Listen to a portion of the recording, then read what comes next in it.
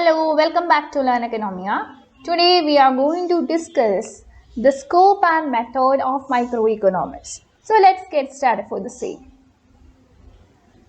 We can find that when we consider the microeconomics as a subject, it would be studying the behavior and interactions of the individual economic units.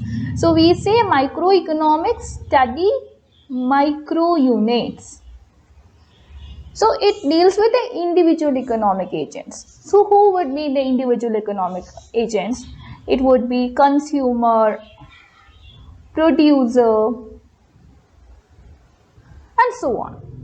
So it focuses on analyzing how these economic agents would be taking their economic decisions. So what are economic decisions? Those decisions that would be affecting, or those decisions that would be on allocation of resources, as well as microeconomics deals with how the actions of economic agents would be affecting the prices, quantities, welfare, and so on.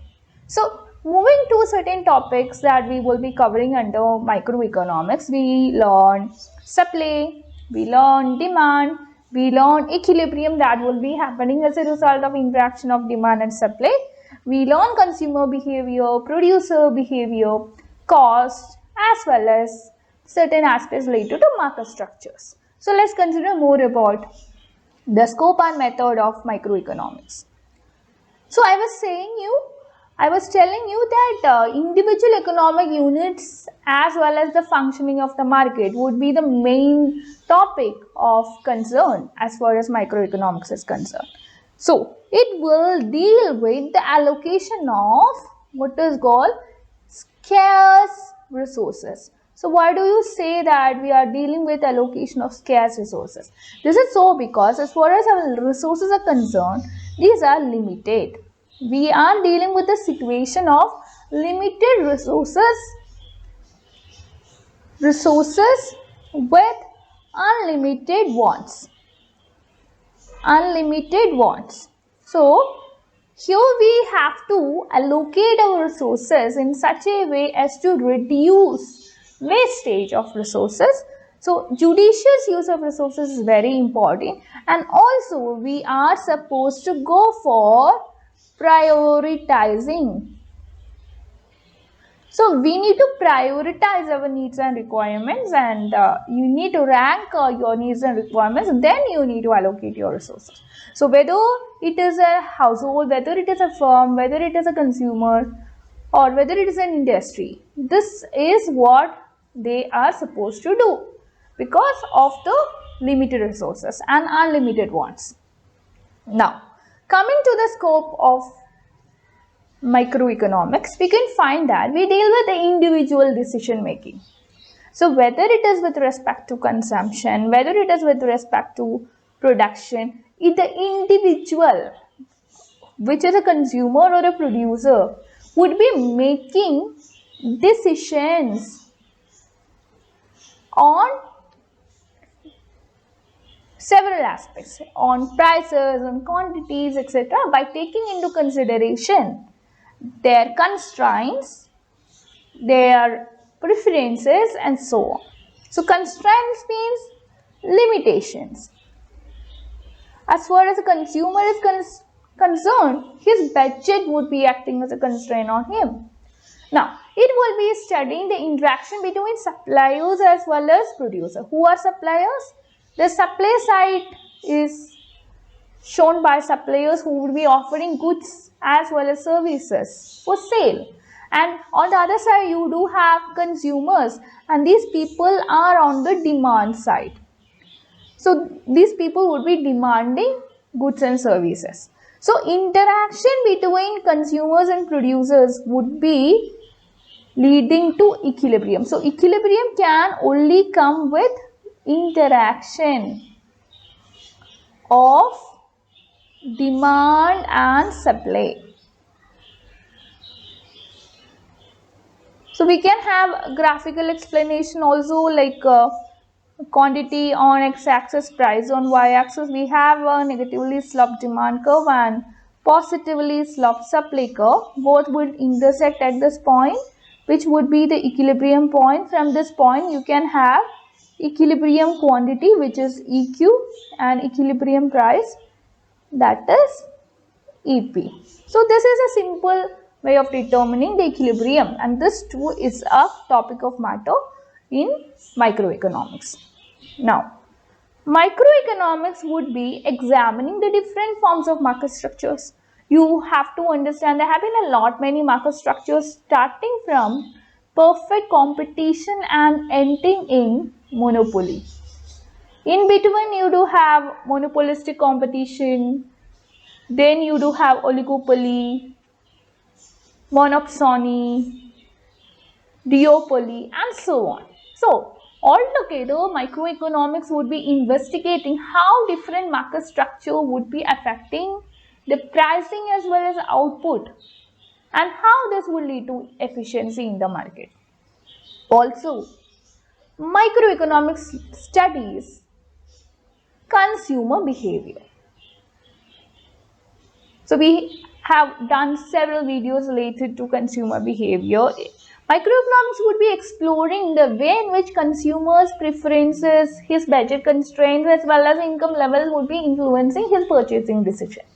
So I told you about the limited income situation, the limited financial resource, but unlimited requirements. You would like to purchase several items from the market, but when you look onto your pocket, you would find that your income is less. So what you do here, you will prioritize your needs and requirements, and then you spend. It will deal with production and cost, because as far as a producer is concerned, this person is not only acting as a seller, but also he would be producing commodities. So he need to take into consideration how much cost he will be incurring. When it comes to cost, again, there would be fixed cost, variable cost, implicit cost, explicit cost, and so on. And with this cost, he would try to attain maximum revenue.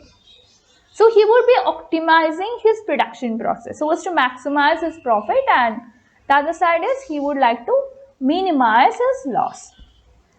Next, market failure. Microeconomics also studies market failure. So what is market failure? Market failure is the inability of price to capture all information. So in certain instances, what you can have here is the price that you have for a commodity in the market won't be taking all information into consideration. So there would be a kind of overestimation or underestimation that would be happening. And microeconomics would be examining the situations where market outcomes are inefficient. And not only this, microeconomics would be suggesting some mechanism to come out of market failure. Now, having discussed the scope, let's consider the methodology part.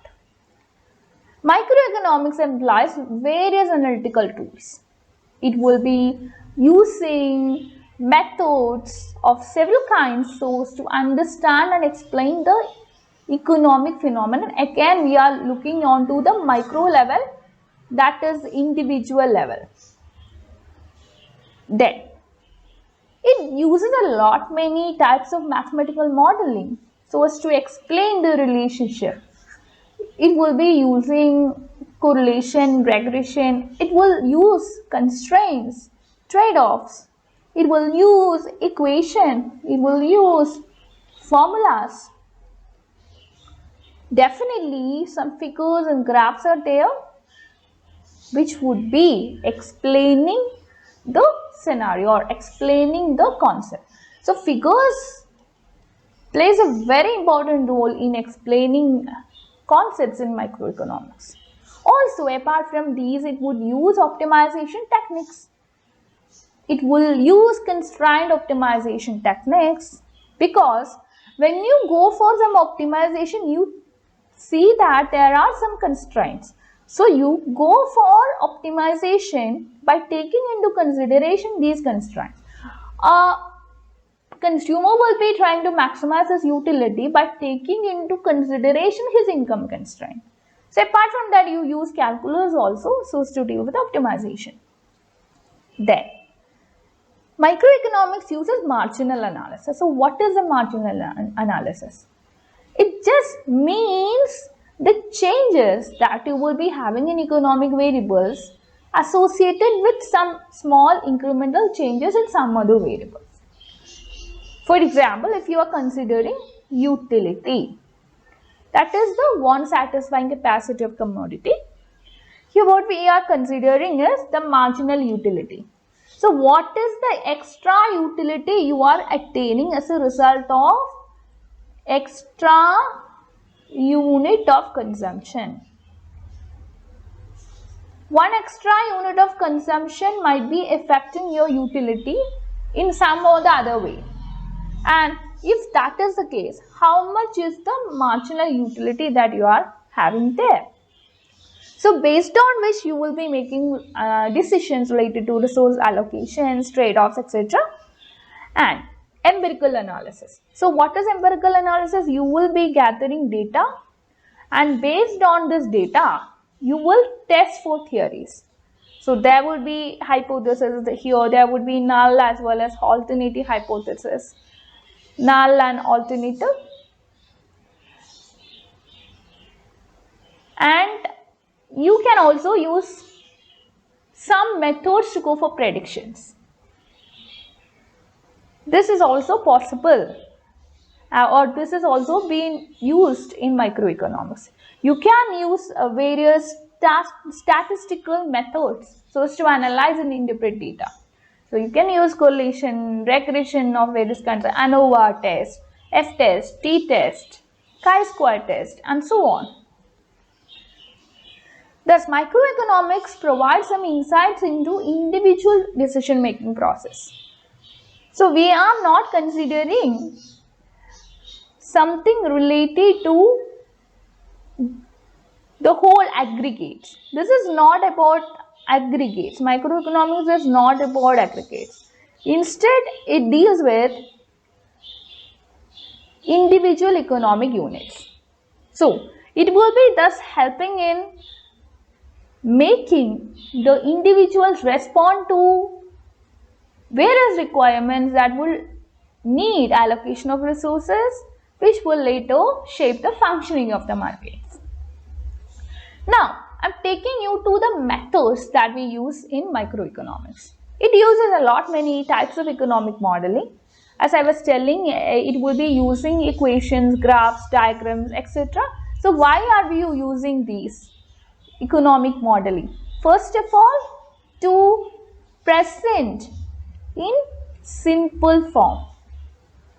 Definitely our world is very complex, but to make the complex real world economic relationship simple, you use economic modeling, which might be a mathematical model.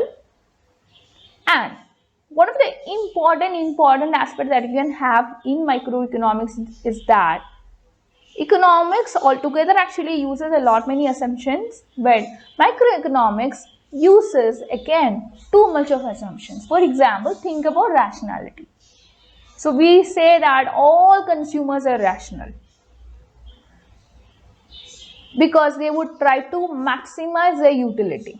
We say that all producers are rational. This is what our assumption is, because they would try to maximize their profit. But what happens in reality? In reality, even though these people try to maximize their profit or utility, that might not be the exact happening always.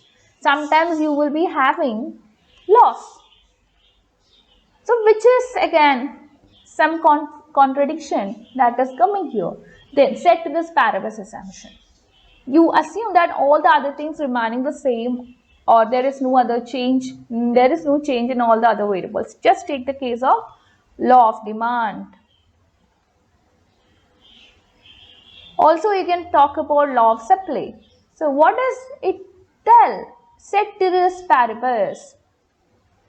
That is, all the other things remaining the same, there exists a positive relationship between price and quantity supplied. All the other things remaining the same, there exists a negative relationship between price and quantity demanded.